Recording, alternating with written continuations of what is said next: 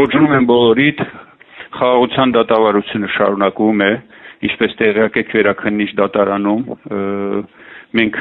իհարկե շատ լավ հասկանում եւ բարձ դիտակցում ենք, որ սա ֆորմալ բնույթ է կրում եւ այստեղ որևէ փոփոխություն չի կարող լինել Արաչյանի դատավճռի հետ կապված, բայց դիտակցելով, որ միջազգային դատարան տանող ճանապարհը հենց դա է, մենք դիմել ենք Վերաքննիչ դատարան, այդ մասին էլ հայտարարել ենք դատարանում, որևէ գաղտնիք չկա։ Նույնիսկ որոշ պաշտպաններ արդեն մտահոգություն են հայտնում դատական կոլեգիայի նիստում, որ այսպիսի դատավարությամբ եւ այսպիսի փաստերով գնալ միջազգային դատարան իրենց համար շատ ծանր կլինի եւ ամոթ է եւ պաշտոնապես են իրենք դատական ամբիոնից հայտարարում եւ չեն ուզում որպեսզի այս ձևով այս ընթացքով գնան միջազգային դատարան եւ պարտվեն։ Ինչ կլինի այլ հարց է։ Անընդհատ դատավորը խոսում է բաց դատավարությունից, արդարությունից, արդարադատությունից, բայց ինչպես Արաչինացյանի դատարանն էլ հիմա էլ նույնն է, որևէ փոփոխություն, որևէ էական բան չկա։ Անցած շաբաթ իմ ելույթներ, իմ խոսքներ, ես ներկայացի թե ինչու եմ դիմել Վերաքննիչ դատարան, խոսքս գրեթե նույնն էր, ինչ որ Արաչյանի դատարանի վերջին խոսքում, որ սա քաղաքական պատվերով եւ քաղաքական դատավարություն է,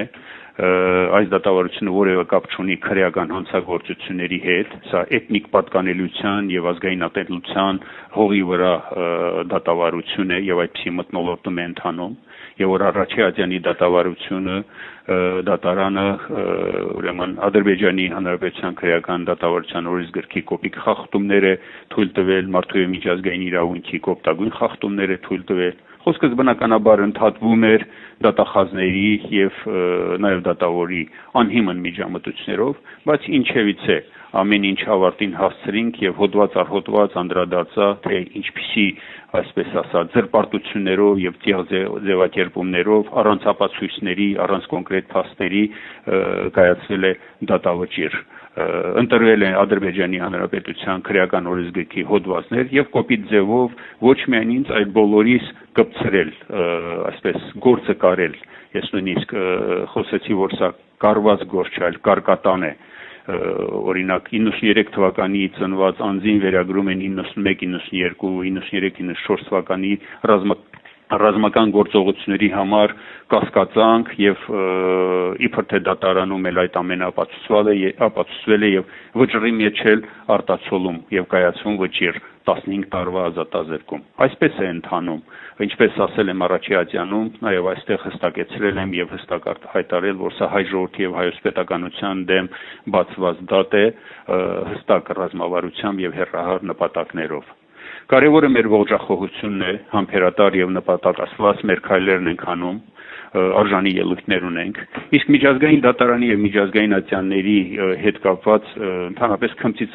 քմծիծաղով եւ արհամարական են վերաբերվում։ Ամենածանրը այն է, որ մեր երեսին ուղղակի շպրտում են այսպես մտքեր, որ եթե ձեր իշխանությունները ոչինչ չեն անում եւ շահագրգիռ չեն ձեր վերադարձով, ինչ եք ուզում միջազգային ատյաններից կամ դատարաններից, ինչ կարող են նրանք անել։ Սա է վիճակը։ Արդեն լուրեր են շրջանառում, որ հավանաբար Գերագույն դատարանը մեր գործերը չի ընդունի եւ փորձում են կանխակալ իրավիճակ ստեղծել, որպեսզի որևէ ձևով արհեստական այսպես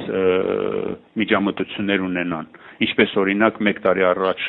դեռևս մեր լիազորությունների հետ կապված հարցներ, որ 2025 թվականի օգոստոսից թե իմ, թե նաեւ որոշ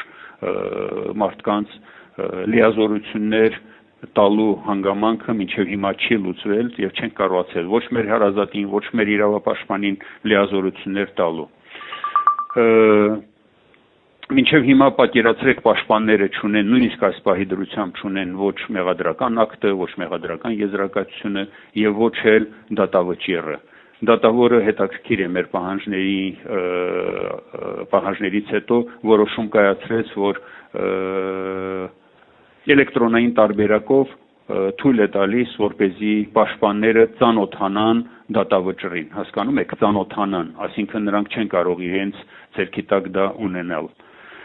Եվ պիտի ասեմ, որ արժանի ելույթներ ունենք, սպասում ենք այս փուլի ավարտին եւ հստակորեն մեր քայլերն ենք անում։ Մնացած ամեն ինչ նորմալ է, լավ մնացեք եւ պինդ եղեք։